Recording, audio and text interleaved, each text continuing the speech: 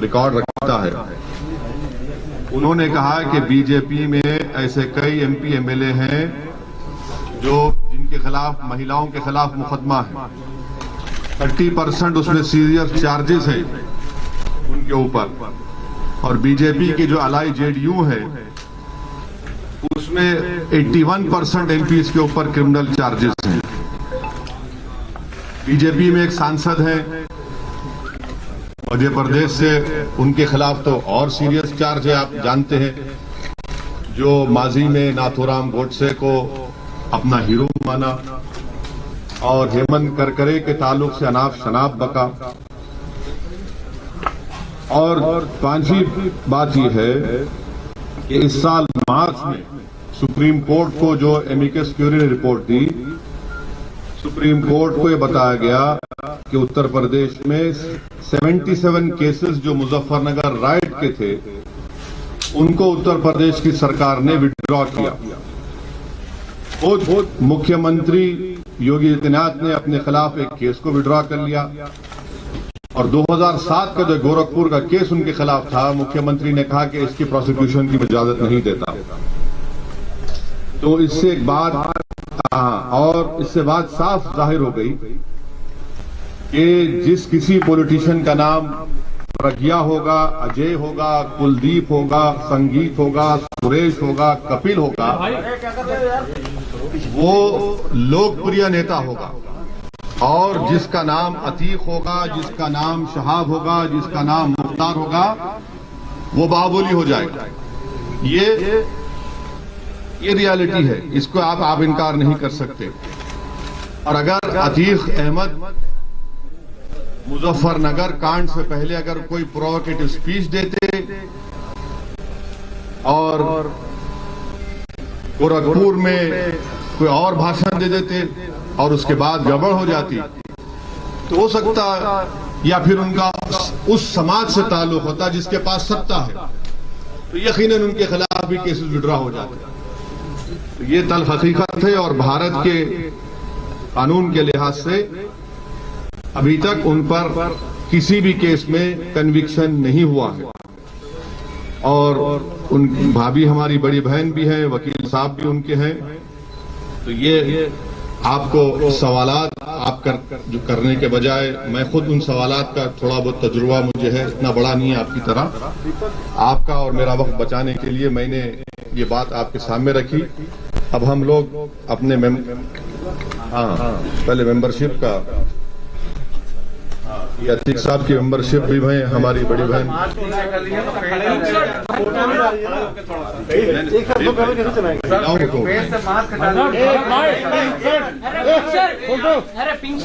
अतीक साहब की मेंबरशिप का दे रहे हैं। ये हमारी बड़ी बहन भाभी का भी मेंबरशिप हमारे।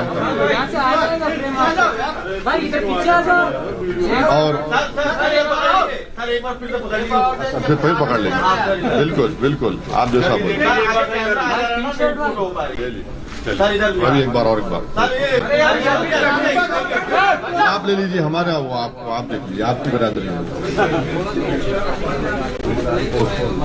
तो मैं अब हाँ इधर भी देख लीजिए।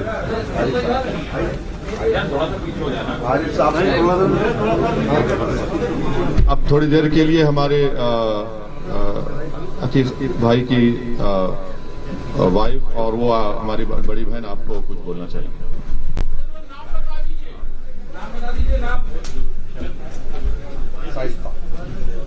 शाइस्ता परवीन। अरे भाई पिंक शर्ट आप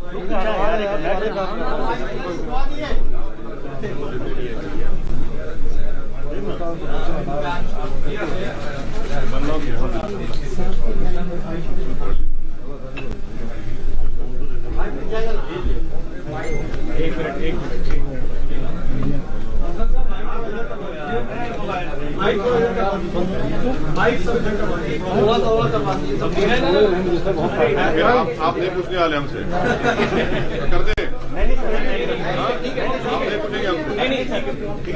हमसे नहीं पूछे।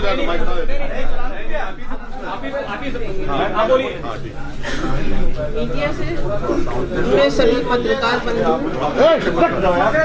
मीडिया से जुड़े सभी पत्रकार बंधु आदाब, अस्सलाम वालेकुम। मैंने बैरिस्टर जनाब असदुद्दीन ओवैसी साहब की बहुत सी तकरीरें सुनी और पार्लियामेंट में उनके डिबेट भी सुने और उनकी काबिलियत और दूरदर्शिता से बहुत प्रभावित हुआ। बैरिस्टर जनाब असदुद्दीन ओवैसी साहब का देश के प्रति प्रेम और संविधान के प्रति उनकी आस्था, अल्पसंख्यकों एवं दलितों के प्रति उनके प्रेम और उनके मिशन को देखते हुए मैं उनकी party all India Majlis-e Ittehadul Muslimeen MIM को ज्वाइन करता हूं और मैं भी करती हूं। आप सब से सहयोग की अपेक्षा है। थैंक यू, बहुत बहुत शुक्रिया आपका। चलिए अब आप लोग जिम्मेदारान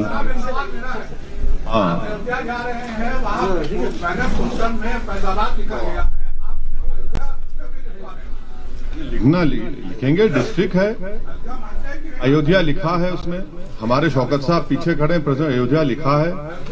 नहीं, अरे क्यों, अरे भाई फैजाबाद पार्लियामेंट कॉन्स्टिट्यूंसी में अयोध्या आता नहीं आता है ना, क्यों नहीं मानेंगे? समाजवादी पार्टी के विधायक, उनका कहना है कि विधानसभा में एक प्रेयर कक्ष होना चाहिए। तो इस तरीके से बिहार अभी बांट देना भाई। झारखंड में एक, अरे भाई ये इरफान साहब कौन सी पार्टी के हैं? पहले उनसे ये पूछ लीजिए कि अखिलेश यादव की राय क्या है। अखिलेश यादव अपनी मुंह से क्यों नहीं बोलते बात ये? अरे हम क्या चाहते हैं? हम ये चाहते हैं कि उत्तर प्रदेश में जैसा कि हर समाज, हर बरादरी की एक पॉलिटिकल लीडरशिप है, उनकी एक पहचान है, उनकी एक शनाख्त है, उसी तरह इंशाअल्लाह ताला उत्तर प्रदेश में मुस्लिम अक़लियत की एक इंडिपेंडेंट पॉलिटिकल वॉइस हो, जिसको भारत का संविधान उसकी इजाजत देता है। ये जो मौसूफ का आप नाम लिए, ये सिर्फ इस तरह की बातें करते हैं। जब मुजफ्फरनगर का कांड हुआ, भारत की आजादी के बाद 50,000 से ज्यादा लोग बेघर हो गए। उस वक्त तो इनकी जबान बंद थी, गूंगे बने हुए थे।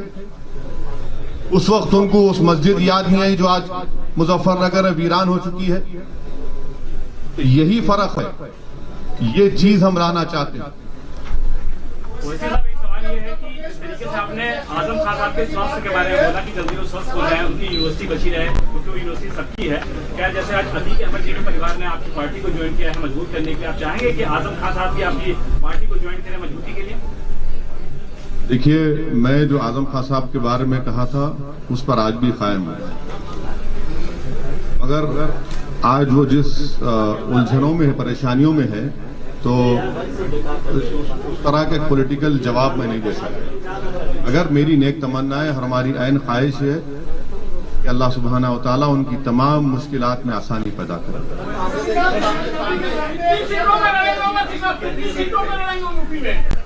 हमारे उत्तर प्रदेश के प्रेसिडेंट जनाब शौकत साहब ने पहले ही आप लोगों को बताया है कि हम लोग आने वाले विधानसभा में 100 सीट पर लड़ने की पूरी तैयारी कर रहे हैं।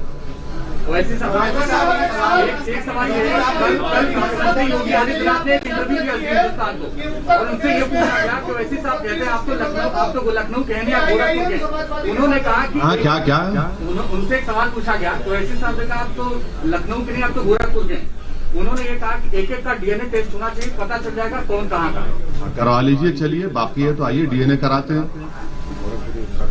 चलिए करा लेते हैं DNA, आप करा लीजिए, हम तैयार हैं। आप कराएंगे, आपको भी कराना पड़ेगा।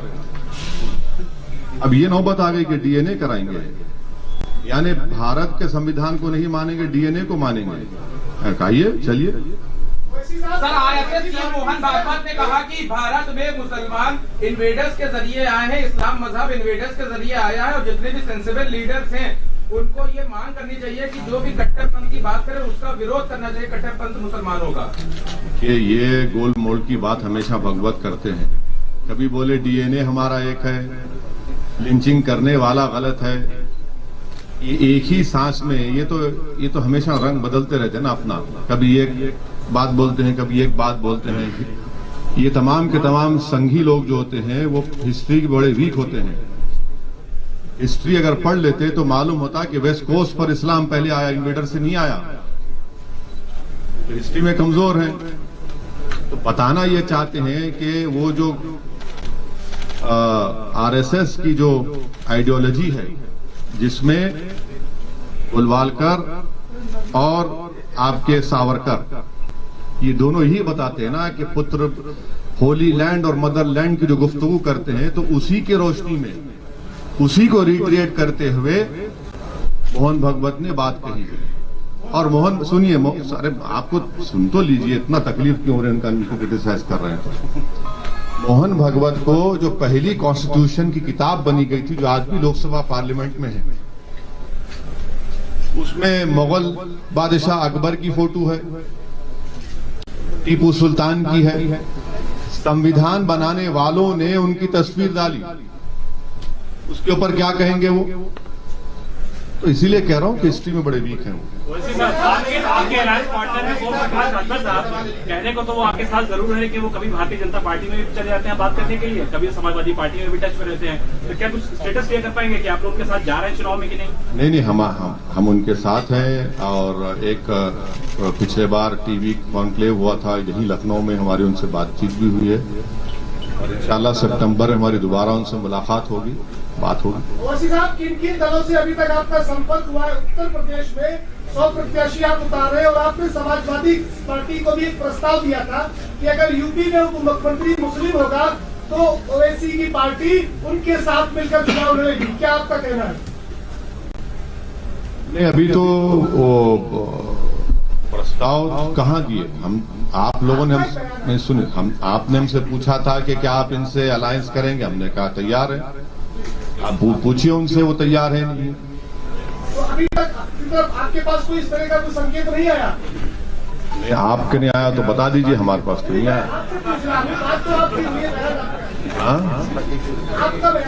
मेरा बयान नहीं, आप ही के जिम्मेदारों ने मुझसे सवाल किया था तो मैंने उसका ही जवाब दिया। हाँ, अब लैला की दुश्मनी में तो करते हैं ना पूरे मजनू। तो इनको लगता है कि सपा को या जो भी बीएसपी अगर एक ऐसा हमको अनटचेबल बनाना चाहती है तो हमको कोई एतराज नहीं है।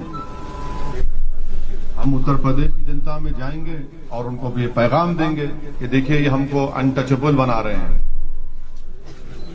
और मकसद, परेशानी इनको इस बात की है कि जब हम ये कहते हैं कि 19% मुसलमान और आप MY कॉम्बिनेशन की बात करते हैं, आप 11% और 19% गुलामी आपकी करते रहे, आपकी जय जयकार करते रहे, आपको मुख्यमंत्री बनाए, आपको वोट दे, और आप हिस्सेदारी की जब बात होती है तो बात ही नहीं करते आप। मुजफ्फरनगर का इतना बड़ा फसाद हुआ, मुख्यमंत्री जनाब अखिलेश यादव थे, अगर वो केस चला देते तो आज योगी सरकार मार्च में 77 केसेस को वापस नहीं लेती। ये हर महाज पर ये नाकाम साबित हुए। ये नहीं चाहते उत्तर प्रदेश में कि मुस्लिम माइनॉरिटी की एक इंडिपेंडेंट पॉलिटिकल लीडरशिप क्रिएट हो। ये उत्तर प्रदेश के मुसलमानों का मुकद्दर ये बना चुके हैं कि 60% ड्रॉप आउट रेट है क्लास 5 से 7 साल की उम्र से 14 साल की उम्र तक। 2% मुसलमान बच्चे ग्रेजुएट होते हैं, 3% इंटर पास करते हैं, 12th पास करते हैं। ये मुकद्दर बना चुके हैं। जेल में 27% मुसलमान ट्रायल है। हम ये बात कर रहे हैं लीडरशिप की, हिस्सेदारी की, तो जाहिर है इनको तकलीफ होगी। और ये जनता देख रही है कि कैसे हर समाज को उनका हिस्सा मिल रहा है। क्या आप समझ रहे हैं कि नरेंद्र मोदी ने अनुप्रिया पटेल को, बाघेल साहब को ऐसे बना दिया मंत्री। उनकी बरादरी का वोट है, उनकी जात का वोट है, कास्ट का वोट है। तो ये पूरे हर कास्ट की एक पॉलिटिकल लीडरशिप आइडेंटिटी बन चुकी है। जब बात मुस्लिम्स की आती है और मुसलमानों में ओबीसी मुसलमान की बात आती है तो सब कहते हैं नहीं नहीं, इससे कम्युनलिज्म बढ़ेगा। कम्युनलिज्म बढ़ रहा है, बीजेपी जीत रही है। तो अखिलेश यादव और एसपी और बीएसपी ने मिलकर अलायंस किया था, तब भी बीजेपी जीत गई। इसका जिम्मेदार कौन है फिर? मैं हूं, ये मेरी पार्टी है। मुसलमान ने तो आपको झोली भर भर कर वोट दिया, फिर कहां गया वोट? क्यों नहीं जीत पाए? आज एक एग्जांपल, आज हम रुदौली जा रहे हैं, वहां पर जैदी साहब एक कैंडिडेट होते थे समाजवादी के एमएलए, वो 2012 में हारे 1000 वोट से, 17 आया तो 31,000 वोट से हार गए, और वहां पर यादव साहब जीत गए। बताए ना समाजवादी के लोग कि जैदी क्यों हारे और यादव क्यों जीत गए। इतनी मिसालें हम दे सकते हैं। खाली मुसलमानों के सहारे आप क्यों जीतना चाहते हैं? मुसलमानों के सहारे अकेले आप 100 सीटों में नहीं, आपका सवाल बिल्कुल सही है। मैं तो अल्लाह के सहारे जी रहा हूं और कामयाब होऊंगा। आपने गलत फहमी आपको। हाँ बिल्कुल मिला रहे हैं भाई, कौन कह रहे नहीं मिला रहे हैं। आपने कहा कि आगे क्या करेंगे, हम तो बिल्कुल चाह रहे हैं। अभी हम राजभर साहब के साथ हैं, मुख्तलिफ हमारे ओबीसी ऑर्गेनाइजेशंस के साथ हैं, पार्टीज के साथ हैं। हाँ हाँ, राजा भैया की बात कर रहे हैं। जब राजा यहाँ बैठा है ना आपके सामने, हम खुद बैठे हैं भाई, क्यों आप बात कर रहे हैं? वैसे साहब बिहार का उदाहरण आपके सामने है। विपक्ष के बिखराव के चलते नीतीश की सरकार बनी। क्या लगता है उत्तर प्रदेश में जिस तरह से फिर से आप गलत सवाल कर रहे हैं। आप स्टडी करके देखिए, आप एक जिम्मेदार जर्नलिस्ट हैं। नहीं, आपको जिम्मेदार है, आप बड़े पढ़े लिखे हैं, आपको थोड़ा रिसर्च करना चाहिए। कितने अच्छा, अब ठीक है, चलिए अब आपसे ही बहस होगी। अब बताइए कितने सीट एमआईएम लड़ी? बिहार में आप 5 सीटें से जीते। लड़े कितने? अरे आपने 60-70 सीटों पे झूठ। अब अपना मजाक मत बनाइए, देखिए मजाक मत बनाइए। आपकी झूठ साबित हो गई, आपकी झूठ साबित हो गई, आपकी झूठ साबित। छोड़ रहे, ठहरिए, अब सुनिए, अब सुनिए। देखिए, आपकी इग्नोरेंस को तो हम नहीं हटा सकते, पर आपको बता रहे हैं। आपने कहा बिहार में 60-70 लड़े हम, आपने कहा ना अभी नहीं लड़े। सुनिए, नहीं लड़े, 20 लड़े, 19, चलिए जीते कितने? 5। बाकी 9 सीट पर गठबंधन जीत गया हमारे खिलाफ। 5 सीट, सुनिए 5 सीट पर एनडीए जीत गया, और 9 और 5 के अगर वोट्स मिला भी लेंगे आप, तब भी वो मेजॉरिटी के करीब नहीं है जो जीते वो लोग। मेरे भाई जरा रिसर्च कर लीजिए, हम थम्स अप नहीं है, वो थम्स अप लीडरों का जमाना जा चुका है। हाँ, आपका सवाल ये है, हम समझ चुके आपका सवाल ये क्या है, और हमारा जवाब ये है कि हम लड़ेंगे इलेक्शन। हम किसी के गुलाम नहीं है, जर खरीद गुलाम नहीं है कि उनको जिताएंगे। हम बहुत 60 साल से सबको जिता रहे हैं, हम जीतेंगे इंशाल्लाह। उत्तर प्रदेश का मुसलमान जीतेगा। कब तक हम इनको कंधों में बिठाकर, कभी अपना बेटा बनाकर, कभी अपना भैया बनाकर, कभी अपना नेता बनाकर, कब तक इन लोगों को जिताते रहेंगे? हम क्या कोई खैदी हैं? अब हम वोट डालेंगे, हम जीतेंगे। संविधान में इनको इजाजत है, और इसमें पेट में दर्द क्यों हो रहा है? वैसे साहब, कल मोहन भागवत साहब ने पुणे में एक बार फिर से ये कहा है कि हिंदू और मुसलमान के पूर्वज एक हैं। उन्होंने कहा कि हमारी एकता ही हमारा अतीत ही हमारी एकता का। हाँ, रणबीर साहब बोलिए ना। रणबीर, आप कहाँ हैं? रणबीर भाई दिख गया, बोलिए। मैं वो जवाब दे चुका हूँ सर उस पर। बीएसपी को आप कह रहे हैं कि झोली भर करके मुसलमानों ने वोट दिया। दोनों को पिछले 2019 के लोकसभा के चुनाव में CSDS का डेटा है 2019 का कि 70% मुस्लिम्स वोटेड फॉर, 70% मुसलमानों ने बीएसपी और सपा को वोट दिया। और 50% के ऊपर हमारे हिंदू भाइयों ने बीजेपी को वोट दिया। ये मैंने कहा।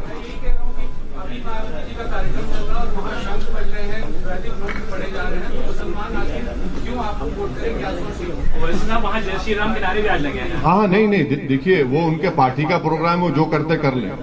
हमारा जो पॉलिसी, हमारा जो पॉलिटिकल ऑब्जेक्टिव है, हमारा जो कोशिश है उत्तर प्रदेश में, वो आपके सामने रख रहे हैं। यूपी के इस इलेक्शन में तालिबान भी एक मुद्दा होगा, आपका क्या सोचना है? क्या होगा? तालिबान है वो यूपी कौन बना रहा है? मैं आपको बताऊं, ऐसे नाम लेने का मतलब है, किसी पार्टी का नाम लेने का। अरे आप क्यों डर रहे हैं? हाँ, कभी विवादित बयान आया था। नहीं, बीजेपी कह रही है कि जो तालिबान का सपोर्ट कर रहे हैं, यहाँ पैसे लोग हैं जो सपोर्ट कर रहे हैं। ये बोलिए ना, नाम लेके बोलिए। तो सुनिए, हाँ सुनिए, हकीकत ये है कि भारत के टैक्स पेयरों के पैसे 35,000 करोड़ रुपये हमने अफगानिस्तान में लगाए, जिसमें वाजपेयी सरकार भी सत्ता में थी, मनमोहन सिंह की सरकार और मोदी सरकार की 6.5-7 साल। ये 35,000 करोड़ में हमने डैम बनाए, अफगानिस्तान में हमने उनकी पार्लियामेंट बनाई, ईरान से छबार पोर्ट हम बना रहे हैं ताकि वहां से ट्रेड हो सके अफगानिस्तान में। अब वहां पर तालिबान आ चुका है और पिछले 20 साल में हर साल हमने करीब 800 से 900 अफगानियों को अफगानिस्तान से भारत लाकर उनको एजुकेशन करवाया, doctor, engineer, Indian military academy पढ़ाया। तो ऐसे 16,000 लोग हुए। हम ऑल पार्टी मीटिंग में गवर्नमेंट मोदी सरकार से सवालात की, जो मैं दोहरा देता हूं, आपकी आसानी हो जाएगी समझने के लिए। मैंने ये पूछा कि क्या तालिबान एक टेररिस्ट ऑर्गेनाइजेशन है? अगर है तो यूनाइटेड नेशन में भारत सैंक्शन कमेटी का चेयरमैन है, तो क्या उनको डीलिस्ट करेगा या उनको वैसे ही बरकरार रखेगा? नंबर 1। अगर ये नहीं करते तो क्या आप अनलॉफुल एक्टिविटीज प्रिवेंशन एक्ट में आप उनको टेररिस्ट लिस्ट में शामिल करेंगे, नहीं करेंगे? आप बताइए ना। और अगर ये भी नहीं करते तो फिर उनको खामोश रहना चाहिए, इस तरह की वाहियात बातें ना करें। जो उनको अपोज करा उसको ये नाम पुकार देंगे। आप सत्ता में हैं। ये सवालात मैंने ऑल पार्टी मीटिंग में भी किए, पब्लिकली भी किया हूं और आज आपके सामने कर रहा हूं। और मेरा मानना यह है कि अफगानिस्तान में जो तब्दीली आई है वो भारत के लिए ठीक नहीं है। 5वीं बात सुन लीजिए, कल का हिंदुस्तान टाइम्स अखबार,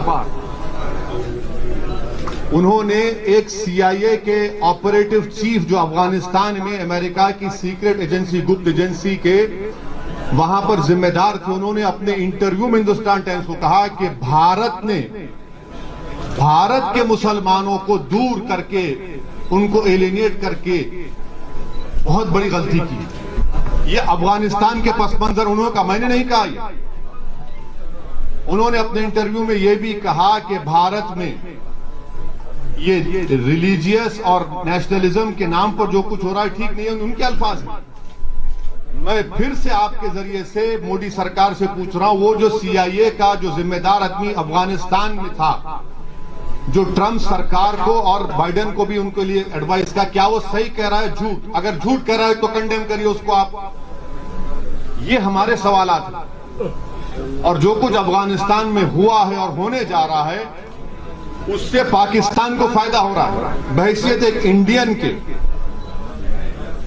ये हमारे लिए फ्यूचर में ये चैलेंजेस पैदा हो सकते हैं, जिसको सरकार को जवाब देना है। वैसे साहब आसान सवाल पूछ लेता हूँ। नहीं, आप मुश्किल पूछिए ना। आप कोई मैथ्स के टीचर तो नहीं है हमारे। मान लीजिए आपको अप्रोच करते हैं IMIM को, तो क्या आप उनको अलायंस के लिए तैयार होंगे? किसके?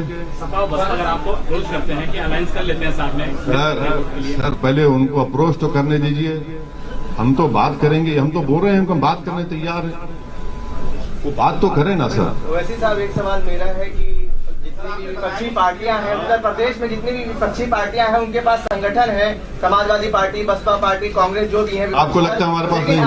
आपको लगता है हमारे पास नहीं है? उत्तर प्रदेश में सर आपको एक दिन हम अपनी गाड़ी में लेकर फिरेंगे, 10-15 जिला लेकर जाएंगे और आप थक जाएंगे, इतना फिरेंगे हम, आपको बताएंगे संगठन कहाँ है। बिल्कुल है संगठन। आप अगर आप बात कर रहे हैं एक मिनट, अगर आप बात कर रहे हैं 2017 की तो यकीनन मानता हूँ, मगर पिछले 2.5-3 साल में मैं हमारे पार्टी प्रेसिडेंट शौकत साहब और तमाम जिम्मेदारान, डॉक्टर साहब हमारे उत्तरवाला के कैंडिडेट हैं, उन सब ने बहुत से करीब 40 से 50 जिलों में संगठन को अच्छी तरह मजबूत किया, बूथ लेवल तक बनाने की कोशिश की है। संगठन है, 5 साल पहले नहीं था, मैं मानता हूं उस बात को, मगर अब है।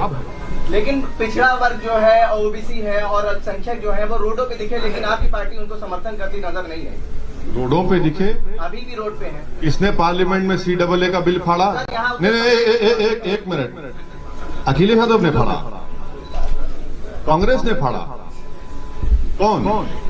किसने राह दिखाई कि ये CAA का कानून 2 मजहब के लोगों को मजहब की बुनियाद पर देश को कमजोर कर रहा है? हमने कहा, आज भी हम साथ हैं। हम आपको ये कहना चाह रहे हैं कि जरा हमारे नजरिए से बात को देखिए। इसलिए आपकी बात, आपका सवाल सही है, मगर वो सवाल में सच्चाई नहीं है। ओवैसी साहब, योगी आदित्यनाथ के लिए आपने कहा कि इंशाल्लाह योगी को मुख्यमंत्री नहीं बनने देंगे। आप चुनाव लड़ रहे हैं 100 सीटों पर, फिर मुख्यमंत्री कौन बनेगा और मैच क्या है?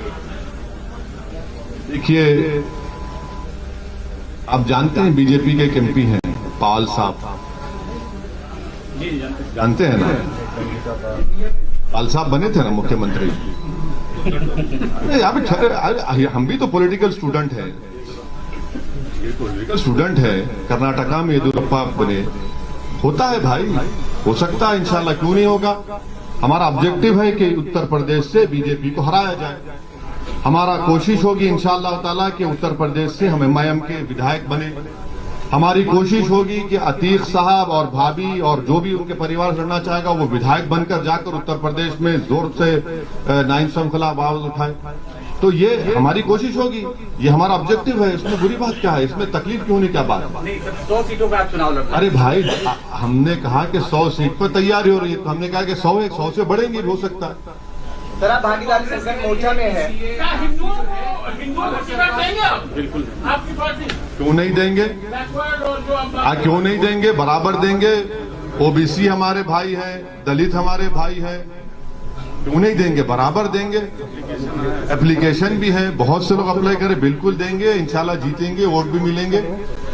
ओबीसी समाज के लोग रिजर्वेशन के खिलाफ लेकर प्रदर्शन कर रहे हैं लखनऊ में। OBC समाज के लोग रिजर्वेशन को लेकर प्रदर्शन कर रहे हैं। नहीं, वो शिक्षा भर्ती, आपकी पार्टी का क्या स्टैंड? वो ये कह रहे हैं, हमने पार्लियामेंट में कहा कि OBC समाज का सेंसस होना चाहिए, बराबर होना चाहिए। मुसलमानों में भी OBC है, उनका भी सेंसस होना चाहिए। और 50% आबादी को 27% क्यों देंगे रिजर्वेशन? और जो 20% है उनको 50% रिजर्वेशन मिल रहा है। और भारत के प्रधानमंत्री नरेंद्र मोदी को कहते हैं कि मैं OBC हूं। ये कौन सी मोहब्बत और वफा की बातें प्रधानमंत्री कर रहे हैं? तो देश में कास्ट सेंसस होना चाहिए, और सेंसस की बुनियाद पर ही तो आप पॉलिसी बनाते हैं ना। और भारत को आजाद होकर 70 साल हो गए, तो सेंसस क्यों नहीं होगा OBC का? जब सेंसस में SC, ST, minority, Hindu, non Hindu लिखा जाता है, रिलीजन का, तो ये क्यों नहीं किया जाता? करना चाहिए हम बराबर। और आखिरी बात, 50% का ये जो रिजर्वेशन है, इसको खत्म करना चाहिए, इसको आगे बढ़ना चाहिए।